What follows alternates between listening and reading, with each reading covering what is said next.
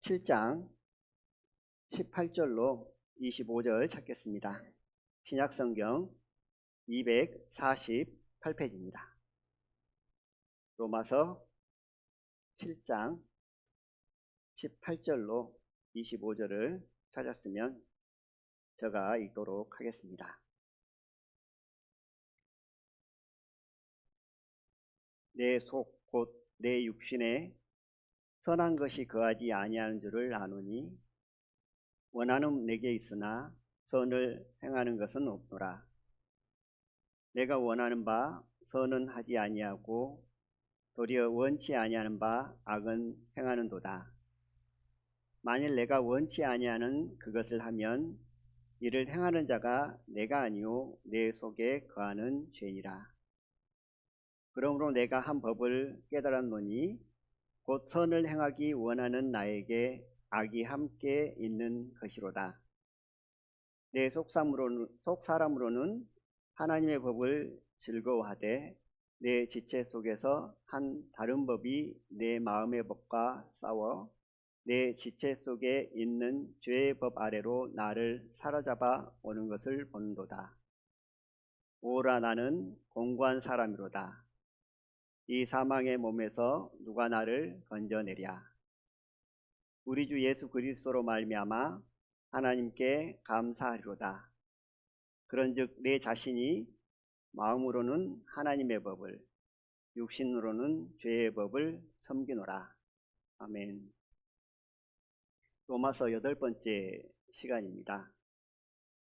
오늘 제목을 24절에 나와 있는 오라 나는 공고한 사람이로다. 다른 표현으로, 현대적인 표현으로 나는 참 정말 비참한 사람이다 라고 표현할 수가 있겠습니다. 사도 바울은 어떤 사람인가요? 저희들이 가히 상상할 수 없을 정도로 하나님 앞에 기이 쓰임을 받았고 영적 삶을 살았으며 그가 예수님을 만나기 전부터 율법을 지키고 흠없이 하나님 앞에 나갔던 사람입니다. 예수님을 만나고 난 이후에 하나님의 영광을 위해 살았고 자기의 모든 것을 희생하고 헌신했습니다.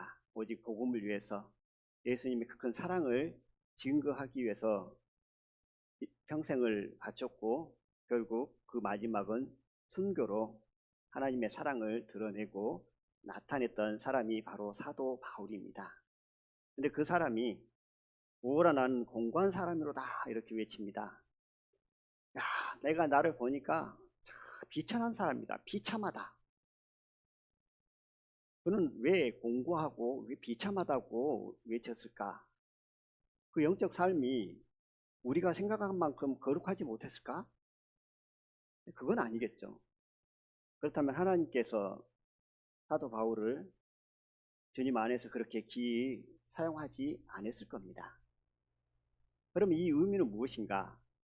성경을 연구하는 많은 사람들이 방금 읽었던 본문 말씀을 이제 해석, 주석, 연구를 하고 이제 발표하는 그런 내용들을 보면 사도 바울이 방금 읽었던 본문 내용의 부분들을 기록하면서 이 내용은 예수님을 만나기 전에 구원받기 전에 자기의 마음의 상태를 기록한 것이다 라고 일부 학자들은 성경을 연구한 사람들은 말합니다.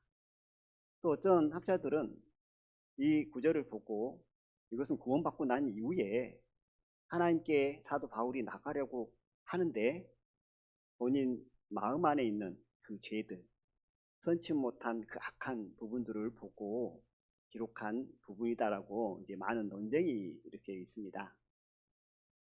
근데 저희들은 또 저희 모임에 속해 있는 또 구원받은 하나님의 자녀들은 대부분 이 구절을 보고 사도 바울이 구원받기 전에 마음 상태를 기록했다라고 해석하신 분들은 거의 없을 것입니다. 대부분 다 구원받고 난 이후에 하나님 앞에 나가는 과정 속에서 이루어지는 심적인 마음의 상태, 영적인 상태를 기록했다라고 대부분 해석을 하고 있습니다. 그 이유가 뭐냐면, 또 그렇게 바라보는 이유가 뭐냐면 구원받고 난 이후에 저희들이 하나님 앞에 나아갈 때 사도 바울과 같은 똑같은 심정은 아닐지라도 비슷한 경험들을 하게 되잖아요. 구원받고 난 이후에 비슷한 경험들을 하게 되니까, 뭐냐면 이거는 구원받기 전에 사도 바울의 마음 상태라고 생각을 하지 않는 거죠. 대부분 다 내가 살아보니, 주님을 향해 달려가다 보니, 나도 때로는 사도 바울처럼 나 비천한 사람이구나, 공고한 사람이구나 하는 것을 깨닫는 거죠. 그렇기 때문에 대부분 여기 계신 형제 자매님들은 이 구절을 보고 구원받지 못한 상태에서 사도 바울의 어떤 심령을 말한 것이 아니라 구원받고 난 이후에 기록한 본인의 영적인 부분들을 기록했다라고 생각을 하고 해석을 합니다. 그래서 오늘은 구원 간증을 좀 하려고 합니다. 왜 하려고 하냐면, 그동안 로마서를 8번, 오늘까지 8회에 거쳐서 말씀을 쭉 함께 나눴습니다. 그 부분을 정리를 하게 할 필요가 있다고 생각이 들어지고, 또 한편으로는 오늘 말씀처럼 오라 나는 공고한 사람이로다, 저의 어떤 경험이라고 할까요? 사도 바울의 어떤 심적인 영적인 상태를 기록한 것처럼 저도 구원 간증을 통해서 주님 앞에 나오는 과정 속에서 하나님께서 보여주셨던 나의 악함, 부족함, 연약함, 이런 부분들을 생각해 보면서 그동안 7번, 오늘까지 8번에 거쳐서 로마서를 함께 나누었는데 정리를 좀 해보도록 하겠습니다.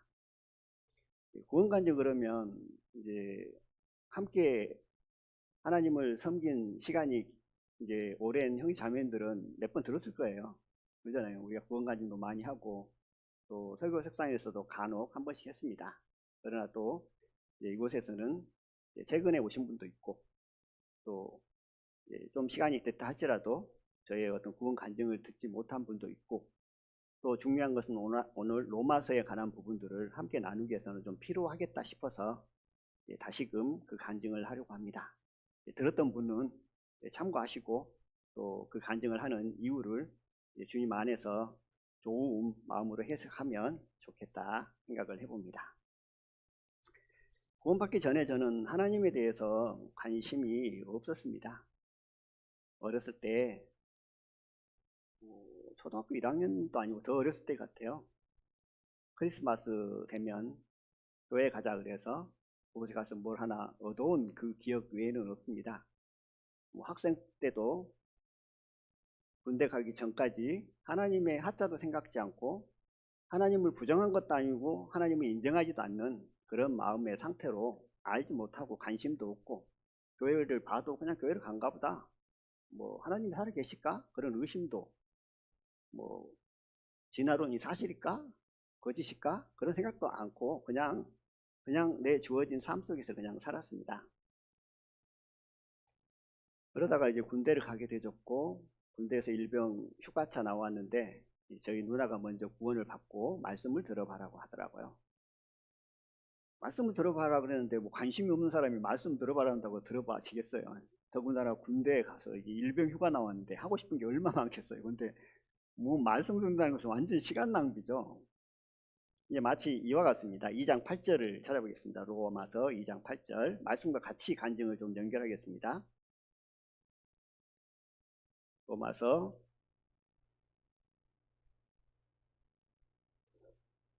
1장 28절. 그동안 1장부터 쭉 말씀을 나눴기 때문에 무슨 내용인지 너무 잘 알고 계실 거라고 생각이 들어지고요.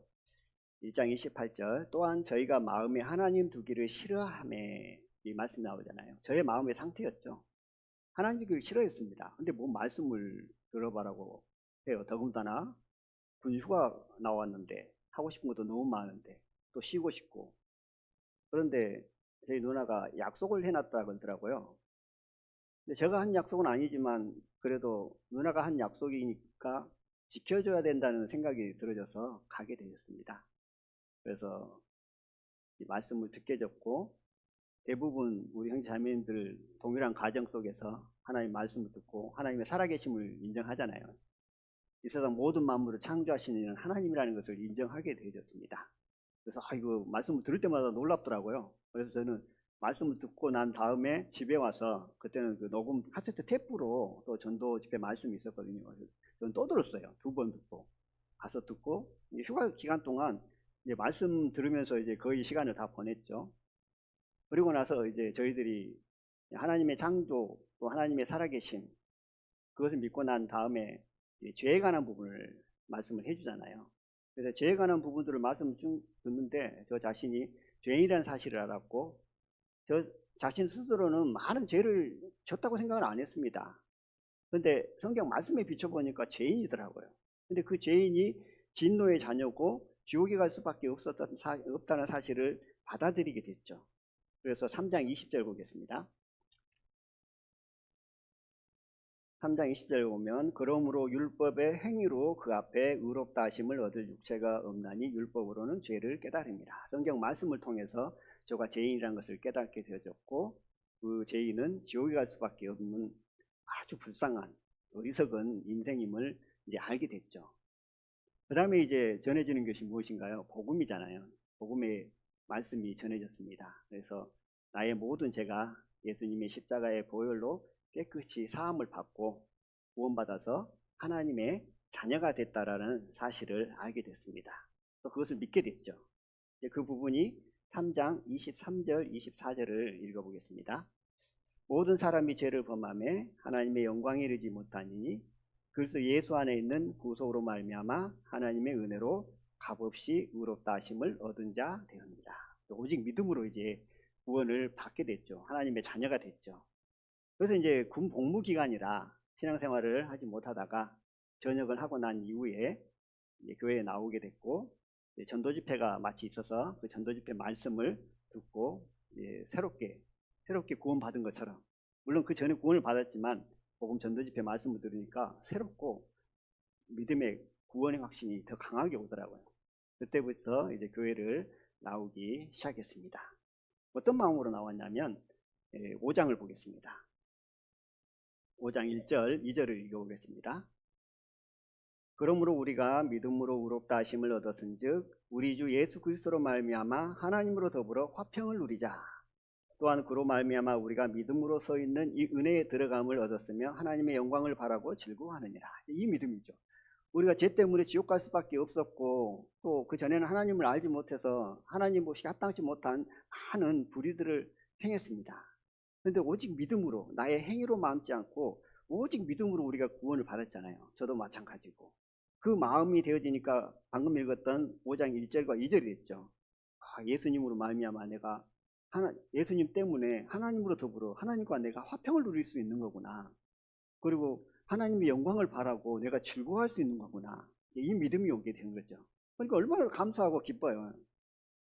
저희들 구원받은 하나님의 자녀라면 누구나 다 이런 경험들을 하잖아요. 너무나 감사하고 기쁩니다. 그러면서 이제 감사함과 기쁨이 찾아오면서 이제 어떤 일들이 일어나냐면, 그러면 이제 내가 이렇게 큰 은혜와 사랑을 입었으니까 하나님을 사랑하고 하나님이 기뻐하시는 일들을 해야 되는데 그것이 뭘까? 그리고 교회에 나와서 교제를 하고 예배 시간에 말씀을 듣고 성경을 읽다 보니까 이제 어떤 각도로 비춰지냐면, 이제 구원받은 하나님의 자녀는 이것도 해야 되고 저것도 해야 되고 또 이것을 하면 안 되고 이것도 하면 안 되고 이제 이런 것들이 하나씩 이제 들어오게 되죠. 예전에는 어떤 행위를 하면서 그것이 죄인지도 몰랐는데 말씀을 비춰보니까 그것이 하나님 보시기 합당치 않은 거예요. 예전에는 행동으로 보이지 않고 마음으로만 어떤 것들을 했는데 그것을 죄로 생각하지 않았는데 구원받기 전에는, 구원받고 나니까 이제 행동으로 옮긴 것보다도 이 마음에서 일어나는 죄들이 너무나 이제 사람을 괴롭히는 거죠. 물론 구원받고 난 이후에 각자의 어떤 믿음의 분량과 신앙이 다르기 때문에 다 저와 같다고 할 수는 없겠죠. 근데 저의 어떤 간증이니까요. 정석은 아니고 뭐 다 그래야 된다는 것도 아닙니다. 하나님께 주신 부분이 다르기 때문에, 은혜가 다르기 때문에 참고하시고, 또 비수단부심도 있을 것이고 저와 또 반대적인 부분도 있을 것입니다. 반대적인 부분이라고 해서 그게 틀린 것이 아니고 하나님께서 특별한 은혜로 또 부어주신 거니까요. 그렇게 생각하시면서 이제 함께 하나님의 말씀을 나눴으면 좋겠습니다. 이제 좀 전에 말씀드린 것 같이 그렇게 이제 하나님 기쁨을 위해서 살아가려고 하잖아요. 이제 어떻게 하면, 근데 이제 원하는 만큼 돼야 되는데 이 안 되는 거예요. 근데 그것이 문제더라고요. 원하는 만큼 돼야 되는데, 예를 들어서 100이라는 수치만큼 내가 하고 싶은데 그래도 50이라도 되면 그래도 위로를 받을 텐데, 이거는 주님 앞에 나가서 살아가려고 하면 할수록 점점점 50에서 40에서 40에서 35, 30에서 20에서 20에서 10에서 1로 뚝뚝 떨어지는 거예요. 이게 저의 삶을 보고 저의 마음 상태를 보니까 안 되는 내 자신을 너무나 받고, 또 주님의 어떤 기뻐하신 뜻을 쫓아 순종되어지 않는 부분은 아니고 내가 알지 못한 죄들이 내 마음 안에 있다는 사실이 들어오고요. 그 죄들이 하나님 보시기에 얼마나 악한가라는 것들이 계속 보여지고요. 하나님이 빛 앞에 나가려고 하면 할수록 나의 더러운 부분들이 더 보이는 거예요. 그런 과정 속에서 6장 1, 2절을 읽어보겠습니다. 그런즉 우리가 무슨 말 하리요? 은혜를 더하게 하려고 죄에 거하겠느냐? 아, 그래, 내가 이렇게 악하다는 사실을 알면 알수록 하나님 은혜 안에 더 나가는구나. 이게 틀리는 것은 아니라고 봅니다. 또 그런 경우도 있고 또 그런 경험도 있으니까. 또 이제 이어져서 말씀드리는 내용과 연결을 해보면 이제 분명 하나님 말씀이기 때문에 틀릴 수가 없죠. 그러니까 이제 이것을 이제 좋게 해석을 해야 되는데 이제 합리화시켜서 해석하는 부분이 있잖아요. 그래, 내가 죄를 질 수밖에 없어. 죄를 졌는데 이제 이것이 오히려 하나님 은혜 앞에 나갈 수 있는 그런 계기가 되어지니까 더 이거 가지고 내가 자책할 필요가 뭐가 있냐, 이렇게도 자신의 합리화를 하기도 합니다. 2절을 읽어보겠습니다. 그럴 수 없느니라 그래 버립니다. 바로 우리가 무슨 말이야요? 은혜를 더하게 하려고 죄에 거하겠느냐? 그런데 그럴 수 없다고 합니다. 한참 뜸을 든 게 아니고 바로 그럴 수 없느니라. 죄에 대하여 죽은 우리가 어찌 그 가운데 더 살리오? 그렇게 말씀을 합니다. 죄에 대해서 죽어버렸대요. 그 순간 이제 새로운 뭔가를 발견한 거죠. 그래, 이 죄에 대해서 죽었다라는 어떤 그 귀한 하나님의 복음의 비밀을 깨달으면 이제 죄에 대해서 해방이 돼서 자유롭게 살 수 있겠다 하면서 여기에 이제 몰두하고 마음을 온 마음을 쐈습니다. 죄에 대해 죽었다. 죄에 대해 죽었다는 게 뭐지? 도대체 죄에 죽었다는데 죄가 뭐고? 죽었다는데 뭘 어떻게 죽었지? 내가 왜 죽었지? 난 여전히 살아있는데. 죄에 대해서 죽었다는데 왜 내 마음 안에는 여전히 죄가 나를 괴롭히고 있지? 이런 갈등들이 일어나죠. 그러면서 또 이렇게 말씀을 합니다. 6절을 읽어보겠습니다. 우리가 알거니와 우리 옛사람이 예수와 함께 십자가에 못 박힌 것은 죄의 몸이 멸하여 다시는 우리가 죄에게 종노를 하지 아니하려 합니다. 이 말씀을 보니까 이제 더 힘든 거죠. 옛사람이 십자가에 못 박혔어요. 근데 우리가 죄의 종노를 하지 아니하려 합니다. 근데 여전히 나는 죄의 종노를 하고 있는 내 자신을 발견합니다. 여전히 내가 죽었다며, 죄에 대해서 죽었다며, 나 인정하고 나 그걸 받아들이고 나 믿어. 근데 왜 여전히 나는 죄의 종이 돼가지고 종이 끌려다닌다는 거죠. 실제로 우리는 의의 종입니다. 예수님의 종입니다. 근데 경험상 실제 삶 가운데 느껴지는 것이 죄의 종처럼 끌려다닌다는 의미지, 우리가 믿음이 죄의 종이 됐다는 것이 아닙니다. 우리는 의의 종이 되어졌기 때문에 우리가 어떤 행동을 하고 어떤 생각을 하고 어떤 죄를 짓지라도 우리는 여전히 의의 종입니다. 우리가 죄를 짓을 때 구원받고 난 이후에 죄를 짓잖아요. 그 죄는 과거에는 죄의 종으로서 죄를 짓지만 구원받고 난 이후에는 어떤가요? 의인의 종으로서, 의의 종으로서 죄를 짓는 거예요. 그게 차원이 달라요. 완전히 다릅니다. 근데 여전히 방금 읽었던 말씀처럼 우리가 죄에게 종노를 하지 아니하려 함이라 했다. 그런데 왜 여전히 나는 죄의 종이 돼가지고 내 믿음의 상태가 아니라 내 실제적인 마음에서 일어나는 것들을 말씀하고 있습니다. 죄에 대해 죽었다. 그래, 내가 죄에 대해 죽었다라는 것을 내 마음 가운데 믿음에 확 오지 않았기 때문에, 확실히 오지 않았기 때문에 내가 여전히 죄에 거하고 있는 모양새인가 보다 하고, 이제 기도도 많이 하고 또 관련된 책자도 수없이 읽어보고 또 읽어보고 어떤 죄가 들어오면 죄를 지려고 하면 그래, 나 죄에 대해서 죽었어 하고 말씀을 떠올려서 상고해보지만 어떨 때는 그 죄가 이겨지지만 어떨 때는 여전히 그 말씀이 내 삶 가운데 역사되지 않고 힘을 발휘하지 못하고 여전히 죄의 종처럼 끌려다니는 저의 모습을 발견합니다. 그러고 있다가 다음 이제 7장으로 넘어가죠. 7장에 넘어가면 율법에 대해서 나옵니다. 율법이라는 것은 그렇잖아요. 하나님의 거룩한 성품이라고 말씀을 했죠. 율법이라는 것은 하나님의 뜻이 그 안에 담겨 있죠. 그래서 이거 율법을 보니까 그래. 율법이라는 것은 이제 이러이러한 뜻이 있고 이런 뜻이 있는데, 근데 말씀을 보니까 또 어떤 말씀이 나오냐면 7장 6절을 읽어보겠습니다. 이제는 우리가 얽매였던 것에 대하여, 얽매였다는 것은 율법이잖아요. 이제는 우리가 얽매였던 것에 대하여 죽었으므로 율법에서 벗어났으니 이러므로 우리가 영의 새로운 것으로 섬길 것이요 의문에 묵은 것으로 아니할지니라 그랬습니다. 율법에 대해서도 죽어버렸대요. 그럼 끝나버린 거잖아요. 이제 율법을 지켜야 할 의무가 없다라는 사실이에요. 내가 내 행위로 선을 행하고 하나님이 기뻐하시기 위해서 하나님 기쁘신 뜻을 쫓아 힘쓰고 애쓰고 뭐 그것을 안 되면 괴로워하고 고통스러워하는 그것들이 이제 해방돼 버렸다라는 부분으로 해석을 일순간 하게 되어집니다. 그러면 이제 나는 자유구나. 율법에 대해서 자유자가 됐네. 이제 뭐 내가 하나님 보시기에 합당치 못한 이제 하나님 기뻐하시는 일을 못한다 할지라도 그것 때문에 괴로워한다는 것은 율법에 매여 있는 삶이다. 이제 외치면서 살아갈 때가 있었습니다.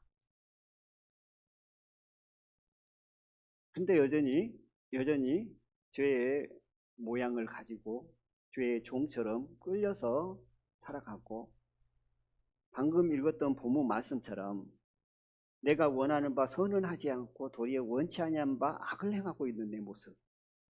21절에 나와 있는 것처럼 그러므로 내가 한 법을 깨달았노니 곧 선을 행하기 원하는 나에게 악이 함께한다는 사실을 발견하고, 하나님의 거룩한 비박에 나가면 나갈수록 뭐냐면 나의 악함을 보게 됩니다. 나의 연약함을 봅니다.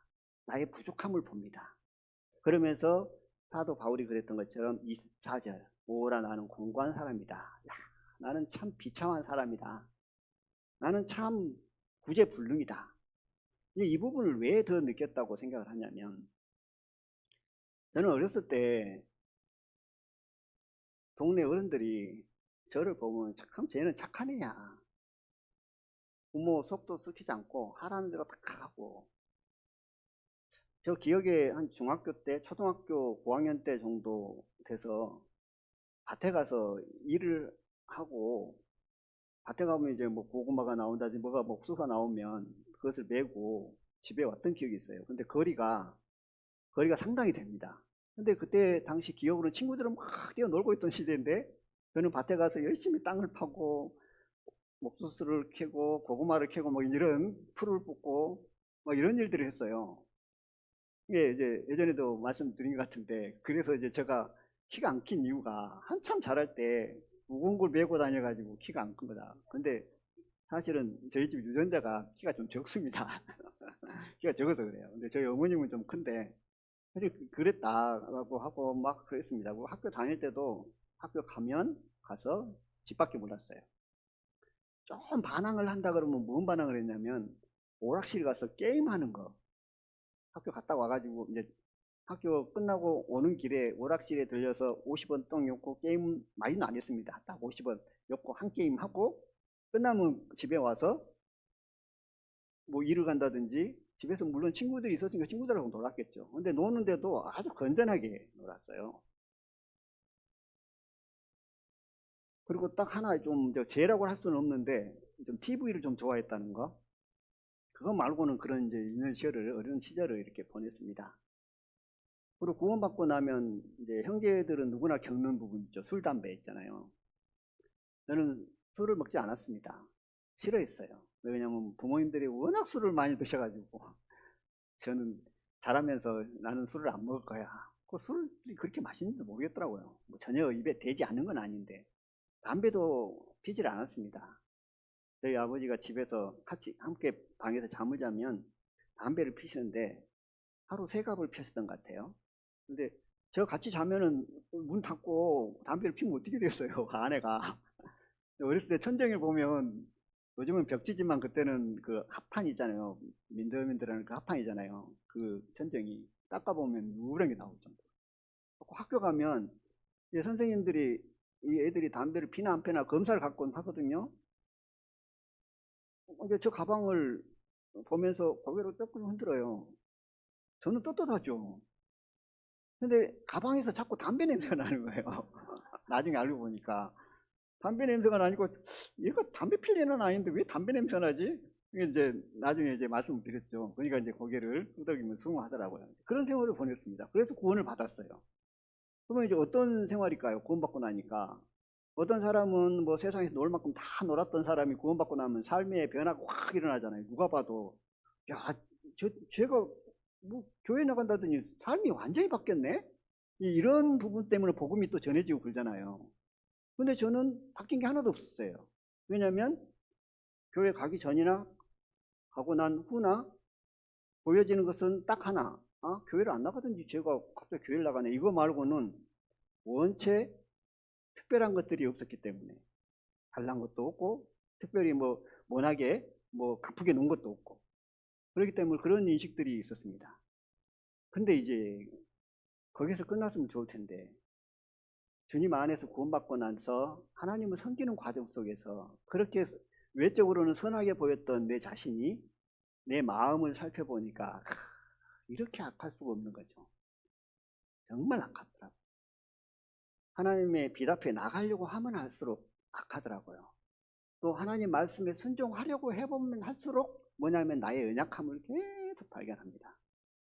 그래서 이제 제가 말씀을 대언하다 보면 또 간증을 드리다 보면 나의 연약한 부분에 대해서 간증을 많이 하고 말씀에 관한 부분도 많이 이렇게 함께 나눴던 기억들이 있습니다. 왜 그러냐면 저 마음의 상태가 저 심령이 그러니까 그런 말씀의 위주가 되어지는 것이고 그것이 저에게 이제 저를 돌아봄으로 말미암아 더 하나님 앞에 빛 앞에 나가기를 원하는 그런 삶으로 이어졌던 것 같습니다. 어찌됐든 참 그런 갈등 속에서 이제 살아가게 되어집니다. 이제 그런 경험을 했던 제가 이 말씀, 본문 말씀을 볼 때, 야, 이거는 구원받기 전의 상태의 어떤 사도 바울의 심령이야 라고 할 수 있겠습니까? 그게 아니잖아요. 야, 어떻게 그렇게 대단하게 살았던, 거룩하게 주님 앞에 기이 쓰임받았던 사도 바울도 이런 마음이었네. 그러면서, 그러면 해결책이 뭐지? 사도 바울은 이 마음, 나와 비슷한 마음을 가졌지만 이걸 해결책이 있었을 거 아니에요. 근데 24절에 제가 다시 읽어보겠습니다. 오라 나는 공고한 사람이로다. 이 사망의 몸에서 누가 나를 건져내랴 그러면서 바로 뭐 몇 절 거치지도 않습니다. 뭐 다른 내용들이 있질 않아요. 25절 우리 주 예수 그리스도로 말미암아 하나님께 감사하리로다 그러고 외쳐버립니다. 바로 아니, 곧 죽겠다고 하고 비천하고 공고한 사람이고 야, 나같이 못난 하나님의 뜻에 순종하고 싶은데 안 되고 선을 행하기를 원하는데 악이 함께하고 이거 구제불능인데 하다가 갑자기 느닷없이 하나님께 감사하리로다고 외칩니다. 이게 뭘까요?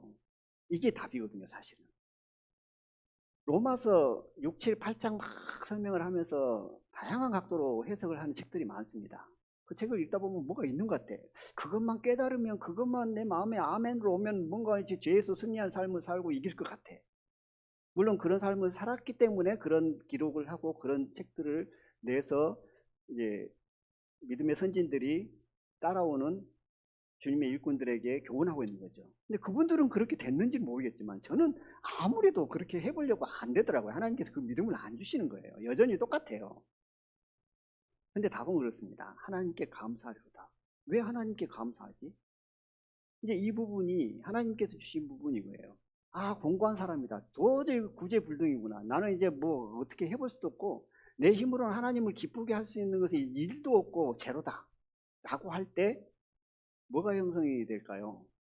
아, 나로서는 안 되고 주님께로 갔을 때 성령께서 나를 붙든 순간 그것이 이루어지는구나 라는 것을 깨닫게 되고 알게 되었습니다. 아, 나로서는 안 되구나. 이게 나의 악함을 계속 보게 하고요. 나의 연약함을 계속 보게 하고 나의 힘으로는 안 된다는 것, 나의 지혜로는 안 된다는 것을 계속 보이게 하시는 이유는 뭐냐면 그걸로는 안 돼. 그것을 버리고 뭘 붙더라고요? 예수님을 붙들어. 너 안에 성령이 계시잖아. 주님이 계시잖아.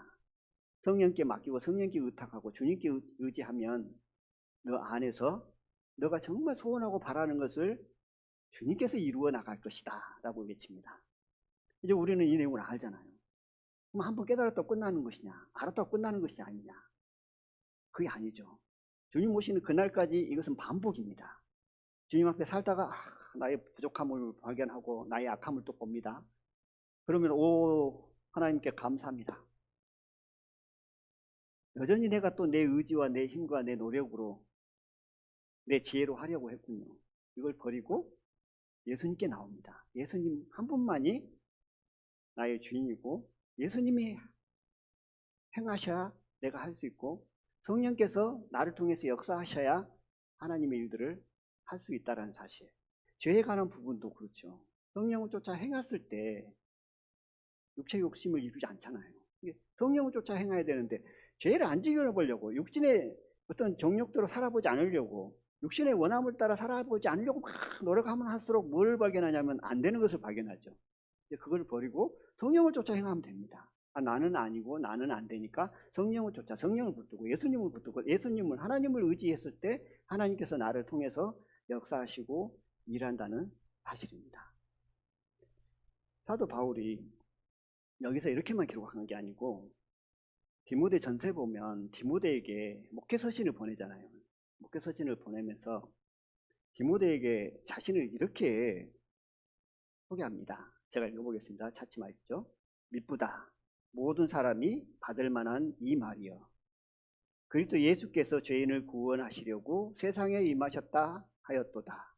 죄인 중에 내가 괴순이라 이럽니다. 이거 누구한테 보내냐면 디모데에게 보내고 있는 겁니다. 디모데가 누군가요? 아들 같은 동역자잖아요. 그에게 내가 죄인 중에 괴수다 그래요. 그런데 방금 읽었던 구절은 디모데전서 1장 15절인데요. 1장 12절에 이렇게 설명을 합니다. 나를 충성되이 여겨 내게 직분을 맡기심이라. 이렇게 나를 충성되이 여겨서 하나님께서 나에게 직분을 맡겼다라고 말씀했던 그가 느닷없이 나는 죄인 중에 괴수다 이렇게 설명합니다.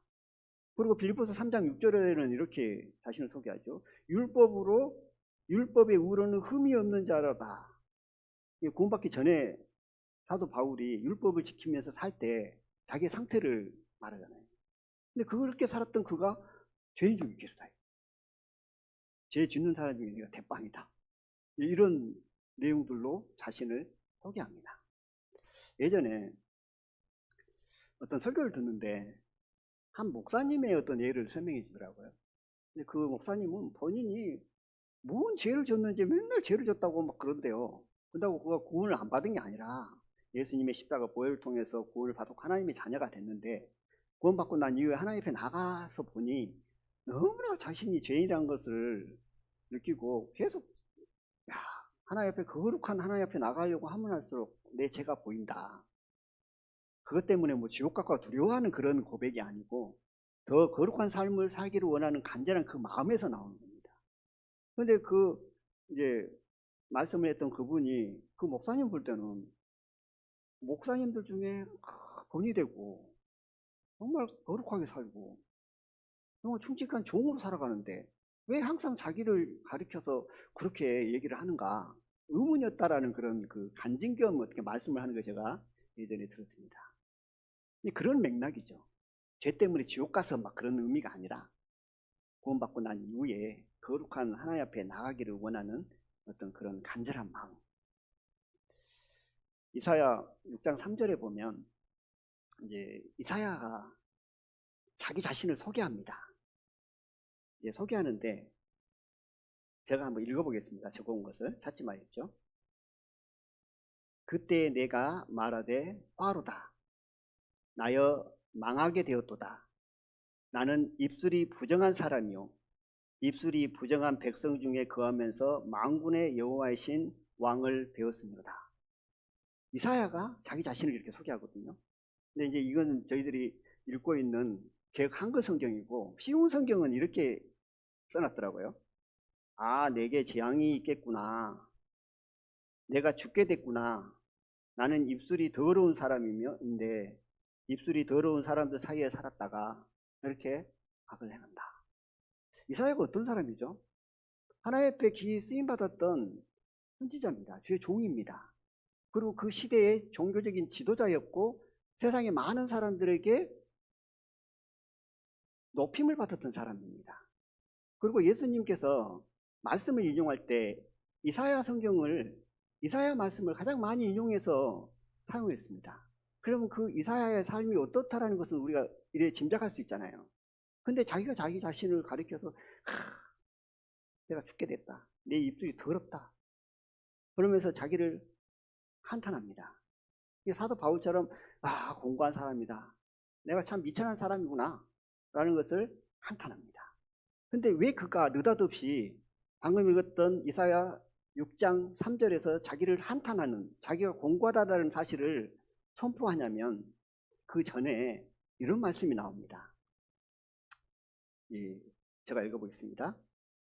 서로 창화하여 가로되, 창화라는 것은 노래 부르면서 의미가 들어있죠. 서로 창화하여 가로되 거룩하다, 거룩하다, 거룩하다, 만군의 여호와여 그 영광이 온 땅에 충만하도다 이럽니다. 여호와 하나님을 가리키면서 거룩하다, 거룩하다, 거룩하다. 만군 여호와 하나님의 영광이 온 땅에 가득하다. 이사야가 그걸 본 겁니다. 거룩하신 그 하나님을 본 순간 자기 자신이 어떻게 비춰졌냐면 이게 비천하구나, 이거 공고한 사람이구나, 이거 아무것도 아니구나 하나님 앞에. 그냥 보지 않았다면 그래, 다른 사람에 비해서 그래, 나는 하나님 앞에 기기 쓰임받는 선지자야, 나를 통해서 많은 일들을 이루시고 또 세상 사람들도 나를 정말 우러러보고 존경하는 사람들이 얼마나 많은데, 이건데 여호와 거룩하신 하나님 앞에 거룩하다, 거룩하다, 거룩하다, 만군의 여호와 하나님 영광을 보니까 자기 자신을 본 거죠. 그 앞에서 어느 순간 어쩌니까요, 야, 나는 이게 아무것도 아니구나, 이건 내 입술이 더러운데, 나뿐만 아니고 뭐라고 하시냐면 입술이 더러운 사람들 사이에 내가 살았구나, 이걸 외치는 거죠. 이게 거룩한 하나님 앞에, 창조주 앞에 우리 피조물이 나갔을 때 우리의 마음 상태가 어떠하다는 것을 알 수 있잖아요. 우리와 함께 하시는 하나님, 성령이 내 안에 계십니다. 우리는 이론적으로 알기도 하고 믿기도 합니다. 근데 그 사실이 실제 내 마음 가운데 들어왔다면, 거룩한 그분이 내 함께 하시고 지금 이 순간에 있다면 그분 앞에서 나를 비춰보면 어떨까요? 물론 우리는 하나님의 자녀입니다. 아버지, 저희를 사랑하십니다. 이 믿음이 우리에게 있죠. 감사합니다. 나의 행위는 부족했지만 오직 믿음으로 예수님을 붙들고 저는 천국에 갑니다. 감사합니다. 기쁩니다. 하지만 또 한편에는 뭐냐면 거룩한 하나님 앞에 그 경외감, 두렵고 떨림으로 하나님 앞에 나오는 거죠. 저희들이 말씀 앞에 나올 때 은혜 가운데 나오기도 하고, 그 은혜를 통해서 나를 사랑하심, 내가 부족해도, 내가 연약해도 나를 붙드시구나, 사랑하시구나, 이 말씀도 있지만, 때로는 거룩하신 하나님 앞에 갔을 때 두렵고 떨림으로 하나님 앞에 나가서 정말 내 자신이 아무것도 아니라는 사실들을 발견하게 되어주고, 그걸 통해서 온전히 내 자신을 신뢰하지 않고 하나님을 의지하고 하나님을 신뢰하는 가운데 나가는 삶, 이 두 가지의 측면을 가지고 우리는 살아야 된다. 그랬을 때 하나님 앞에 하나님의 사랑을 잊기도 하고 하나님을 사랑하기도 하고, 또 한쪽 측면에서는 거룩하신 그분 앞에 나의 삶을 정결케 하고, 그분을 만나 뵐 때 우리 마음이 뜨겁잖아요. 뜨겁습니다. 뜨거우면 세상에 그 어떤 것도 부럽지 않죠. 그런데 그 주님을 만나는 그 만남이었기 때문에, 그분을 만나지 못하고 보지를 못하니까 이제 사람의 마음이라는 것은 뭔가 어디에선가 위로를 받아야 돼요. 그 다음 어디서 위로를 받을까요? 이 육신의 눈에 보이는 것을 따라 이제 위로를 받기 시작하면 세상에서 찾겠잖아요. 육신의 즐거움을 쫓아가야 위로함을 받잖아요. 그러니까 주님으로 말미암아 위로함을 받고 그 은혜 안에서 하나님의 영광을 보면, 그것으로 만족해서 세상의 것이 좀 부족해도, 내가 좀 못나도, 내가 소원하는 것이 좀 이루어지지 않는다고 해도 그 말씀으로 하나님의 영광으로 기뻐하고 위로를 받을 텐데, 그것이 안 보이니까 이제 뭐냐면 이 육신의 눈으로 보면서 모든 것을 어떻게 하면 내가 위로를 받고 이 세상에 더 즐겁게 살아볼까 하는 그런 마음으로 바뀔 수밖에 없다는 사실입니다. 제가 요즘 자주 부르는 복음성가가 있습니다. 그 복음성가 제목이 뭐냐면 예수께로 오시오. 송경민, 참 그분 가사를 보면 어찌 그렇게 그 구원받은 그리스도인들의 심적 상태를 잘 표현했는지 참 은사가 대단하다. 하나님께 정말 기이 쓰신다. 여러 각도로 여러 가사들이 있고 여러 복음성가가 있는데 그 복음성가마다 허투루 찢은 게 아니고 정말 영감을 받아서 기록하고 작사하고 작곡하는 그런 느낌이죠. 근데 그 중에 하나가 뭐냐면 이제 예수께로 오시옵니다. 그 가사가 이렇습니다. 뭐 자주 들어보신 분들은 대부분 알고 계시겠는데 제가 가사만 좀 읽어보겠습니다. 예수께로 오시오. 가난한 사람, 연약한 사람, 눈물 마르지 않는 사람, 예수님이 필요한 사람 여기 있나요? 여기 계신가요? 연약한 사람, 가난한 사람, 눈물 마르지 않는 사람, 예수님이 필요한 사람 여기 있나요? 이렇게 묻습니다. 많이 있죠. 그러니까 이렇게 예배에 나오셔서 함께 하나님의 말씀을 또 저희들이 예배를 드리고 있는 거죠. 예수님이 필요 없다면 어때요? 그냥 세상에 가서 놀아야죠. 근데 그 마음이 있기 때문에 이렇게 나왔습니다. 근데 그 마음이 있지만 어떤 사람은 요만큼 있을 수 있고 어떤 사람은 엄청나게 많을 수 있잖아요. 많으면 많을수록 좋은 거잖아요. 그리고 다음에 이렇게 가사가 이어집니다. 실패한 사람, 두려운 사람, 꿈도 소망도 없는 사람, 예수님이 필요한 사람 여기 있나요? 예수께로 오세요. 예수께로 오세요. 당신의 마음 주가 알고 계세요. 예수께로 오세요. 예수께로 오세요. 내 아버지 되신 예수께로 오세요. 이 가사를 보면 예수님께로 올 수 있는 사람은 누구냐면 세상에서 잘 나간 사람이 예수님께로 온다기보다도 물론 뭐 세상에서 잘 나간다고 해서 예수님의 사랑을 못 느끼고 뭐 하나님의 능력을 못 잊고 뭐 하나님 앞에 귀 쓰임 받지 못하고 이런 의미가 아닙니다. 가난하고 힘들고 어렵고 고통스럽고 소원이 이루어지지 않고 소망도 없는 그런 사람은 어디서 위로를 받을 거예요? 오직 예수님께 위로를 받을 수밖에 없잖아요. 예수님께 나오면 비록 없을지라도 예수님으로 인하여 기뻐하고 감사할 수 있는 마음들이 되어진다는 겁니다. 세상에서 오는 위로가 아닌 오직 주님의 위로죠. 예수님의 위로함이 그 안에 있는 거죠. 근데 이렇게 예수님께 나오려고 하면 할수록 나올 수 있는 사람은 누구냐면 연약한 사람입니다. 내 자신을 보니까 사도 바울처럼 나는 공고한 사람이다. 나 비천한 사람이다. 이런 사람이 누구게 가냐면 예수님께 가죠. 내가 연약하고 고통스럽고 힘들수록 어제 여장년부 간증 전체적인 간증을 진주에서 여장년부 전국 여장년부 모임했잖아요. 한 자매님이 간증한 걸 들었거든요. 간증의 내용이 그렇더라고요. 나 같은 죄인 나를 구원하신 예전에 구원을 받고 지금 부살교회에 돌아와서 작년부터 와서 신앙생활을 하고 있는데 주님을 섬기고 있는데 어떻게 돌아왔는지 또 어떤 마음으로 살아가는지 그런 부분을 간증하는데 그거더라고요. 나 같은 죄인, 악한 사람, 나 같은 사람을 사랑하다니 이거죠. 그러니까 나의 연약함을 보고 나의 부족함을 볼수록 사람의 마음은 예수님께 간다는 사실입니다. 저희들이 너무 잘 알고 있는 내용 중에 하나가 선진국으로 가면 갈수록 어떻게 된가요? 기독교가 힘을 잃어버리잖아요. 그건 뭐냐면 선진국으로 가면 갈수록 뭐냐면 예수님이 필요 없는 거예요. 그런데 후진국으로 가면 갈수록 어려운 나라에 가면 갈수록 뭐가 필요하죠? 세상에서 위로함 받을 게 없으니까 예수님이 필요한 겁니다. 우리가 과거 우리나라가 기독교가 복음이 활발하게 전해졌던 이유 중에 하나도 너무나 힘드니까 위로받을 것이 없으니까 예수께로 나온 거죠. 나오니까 세상에 가서는 힘들고 지치고 저희들 부모 세대들 어째요? 정말 어렵게 살았잖아요. 어떻게 사셨어요? 라고 물어보면 몇 시간을 얘기를 할 것 같아요. 다 사연 있고 다 어려움 있고 다 고통 가운데 살았던 그 사연들 있잖아요. 그만큼 어려운 시대에 살았습니다. 그 어려운 시대에 예수님이 위로가 필요했던 것이죠. 그러니까 기독교가 활발하게 우리나라에 전해졌습니다. 그러나 우리나라도 이제 뭐 어느 정도 먹고 살 만큼 되고 좀 이제 좀 편안해지고 안전해지니까 기독교가 힘을 잃어버립니다. 요즘 뉴스에 보면 어쩐가요? 기독교, 통일교가 어쩌고 신천지가 어쩌고 그러면서 뭐 어디 뭐 교회가 어쩌고 그러면서 많은 어떤 비방의 어떤 정치와 연루돼 가지고 그런 게 일어납니다. 그건 뭔가요? 먹고 살만하니까 그런 거예요. 예수님 필요 없으니까 그런 겁니다. 예수님이 정말 필요하다면 그렇게 될까요? 그렇게 될 수 없죠. 그것처럼 가난한 사람, 부족하다고 생각한 사람, 물론 근다고 해서 세상에서 뭐 잘 나가니까 사업에 뭐 예를 들어서 뭐 몇백억의 부자가 그런 사람은 그럼 가난한 사람 안 되겠네? 라고 하는 것은 착각입니다.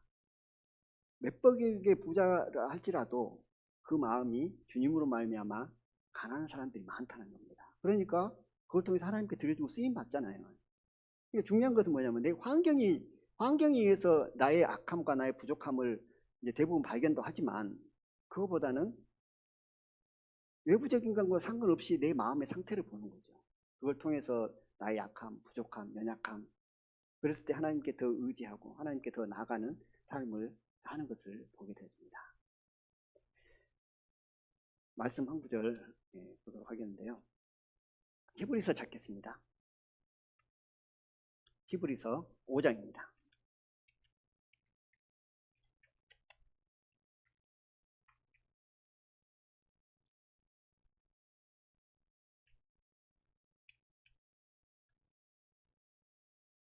5장 2절입니다. 1절부터 2절까지 읽겠습니다. 신약성경 357페이지 히브리서 5장 1, 2절입니다. 대제사장마다 사랑 가운데서 취한 자이므로 하나님께 속한 일에 사람을 위하여 예물과 속지 않은 제사를 드리게 하나니 저가 무식하고 미혹한 자를 능히 용납할 수 있는 것은 자기도 연약에 쌓여 있습니다. 저는 이 말씀을 처음에 접할 때 구원받고 얼마 되지 않아서 어떻게 해석했냐면 예수님이 연약에 쌓여있다 이렇게 해석을 했는데 그게 아니더라고요. 대제사장 사람 중에 대제사장을 택해서 이렇게 뽑지 않느냐. 근데 그도 연약한 자다. 근데 그가 용납할 수 있는 이유는 뭐냐. 그도 연약에 쌓여있기 때문에 그렇다 이거죠. 그래서 우리가 연약함을 스스로 본다라는 것은 뭔가요? 용납할 수 있는 근거가 마련이 되어집니다. 내가 지혜롭고 내가 잘났고 그러신 분들은 없겠지만 내가 지혜롭고 잘났다고 생각하면 부족한 부분들의 어떤 부분들을 보면 용납이 되지 않아요. 아, 저 왜 저럴까? 그러면서 뭐가 되냐면 판단이 이어지는 거죠.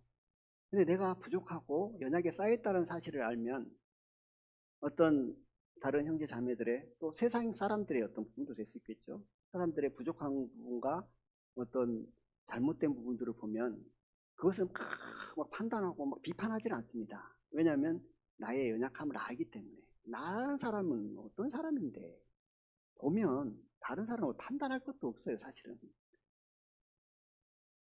판단하는 것이 아니라 그런 부분들을 보면 용납하게 되죠. 왜냐하면 나도 연약에 쌓였으니까, 나도 과거에 똑같이 그렇게 행했으니까, 그리고 나도 뭐 내년에 똑같이 또 그렇게 행할 수 있는 충분한 연약한 사람이고 연약에 쌓여있기 때문에 그런 것들을 본다고 해서 판단하거나 정죄하거나 그러지 않는다는 겁니다. 용납할 수 있다는 겁니다. 근데 매번 그러냐? 내가 연약하다는 사실을 알고 있을 때 자연스럽게 내 마음 안에서 일어나는, 뭐 억지로 무엇을 하려고 아니라 자연스럽게 일어나는 과정이라는 겁니다. 그런 경험들 많이 하잖아요. 내가 정말 낮아지고 겸손해졌을 때는 어떤 허물들을 보고 잘못된 부분을 봐도 그것이 이해가 되고 용납이 되고, 그런데 내가 마음이 조금 높아져 있을 때는 어떤가요? 똑같은 걸 보면은 마음이 막 그러잖아요. 그러니까 결국 그건 뭐냐면 자연적인 원리인 것 같아요. 내가 낮아지고 겸손하고 내가 연약함을 보게 되면 부족하고 연약함을 봐도 판단으로 가는 것이 아니라 기도하게 되어지고 용납하게 되어지고 이해하게 되어진다는 사실입니다. 누가복음 6장을 보겠습니다.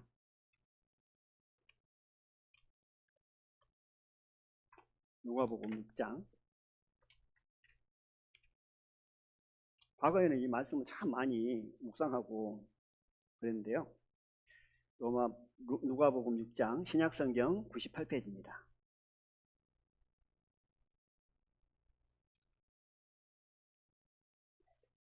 41절, 42절을 제가 읽겠습니다.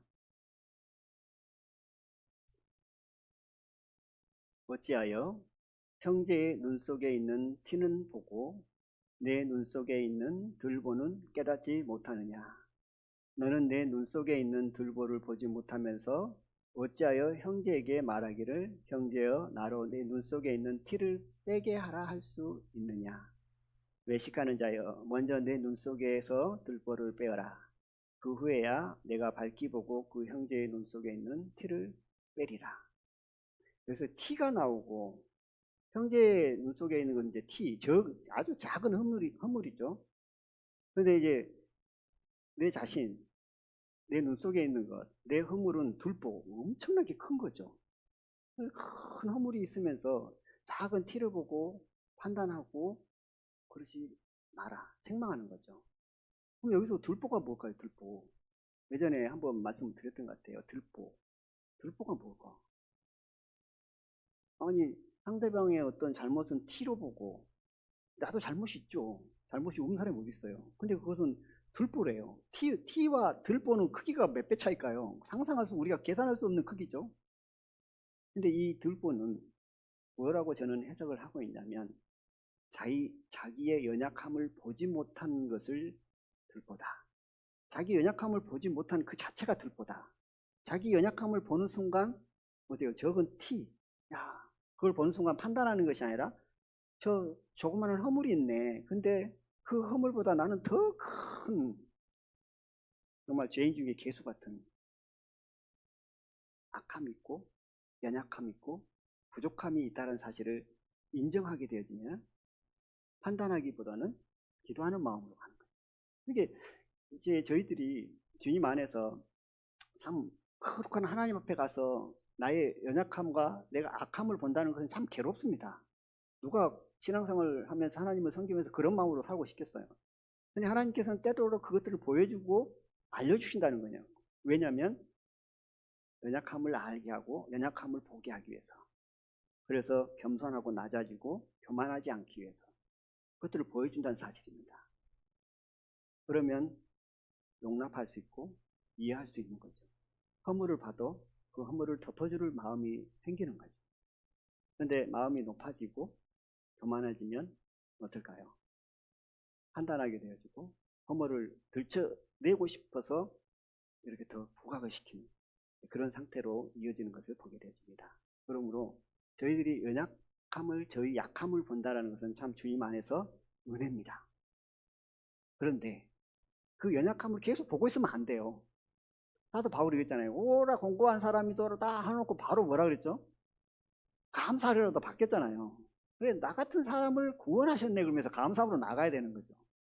계속 나의 연약함을 보고 나의 부족함을 보고 나는 악한 사람이네. 때로는 그런 시간들이 필요하지만 거기에 머물러 있는 것이 아니고 바로 감사하리로다. 나 같은 사람을 구원하셨고 나를 사용하시기 위해서 나같이 부족한 사람을 사용하시기 위해서 하나님께서 나와 함께 하시고 나를 붙드시고 나와 동행하시면서 성령으로 나를 이끄시고 나를 붙드시고 나의 연약함을 도우시고 나를 구원하시고 나를 사랑하셨구나.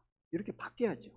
그랬을 때 하나님이 기뻐하시는 삶을 살 수 있다는 사실입니다.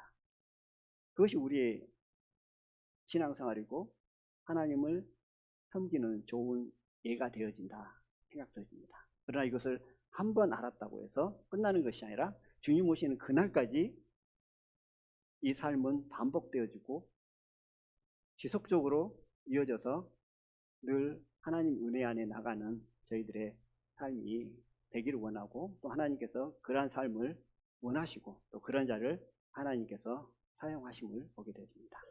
저희들 연약합니다. 부족합니다. 그런 것들을 볼수록 기도하고 또 나의 연약함을 볼 때 낙심하기보다는 오히려 하나님 앞에 감사하는 하나님 앞에 더 영광을 돌리고자 하는 마음으로 나가는 저희들이 되기를 원합니다. 이상 마치고 기도드리겠습니다.